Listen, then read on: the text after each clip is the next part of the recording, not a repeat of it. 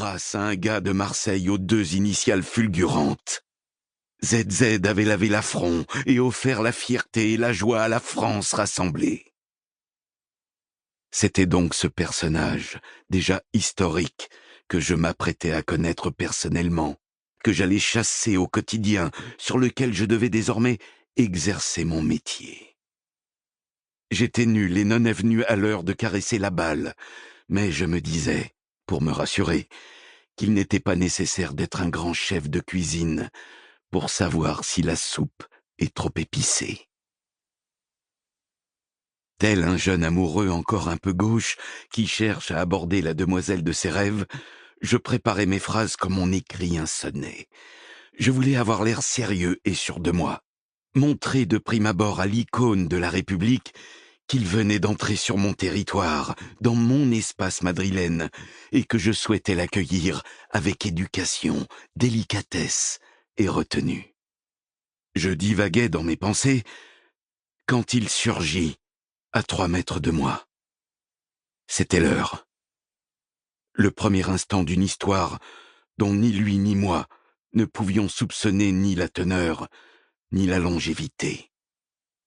Je m'approchai, la main droite prête au salut. Il la serra doucement.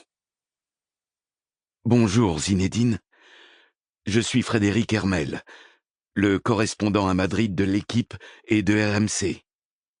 Je crois que nous allons désormais nous voir souvent. » « Oui, je le pense aussi. Nous allons beaucoup nous croiser. » C'est par ce sourire, qui n'appartient qu'à lui, qu'il ponctua sa phrase, conscient de l'évidence d'une relation professionnelle qui vivait ses premiers moments. Je venais d'enfiler la veste du reporter attitré, du suiveur de près, du raconteur d'exploits et de désillusions. La chanson de Jacques Bertin le dit si bien. Le temps a passé comme un charme. Et 18 ans après cette première rencontre, nous sommes encore là, tous les deux. Les cheveux déjà fragiles ont déserté nos crânes et quelques sillons assiègent le contour de nos yeux. J'ai pris des kilos, pas lui. Il a 4 enfants. Moi, un neveu là-haut, au nord de la République. Il est toujours dans le football, moi de même. Je l'aime bien, et lui aussi, je crois.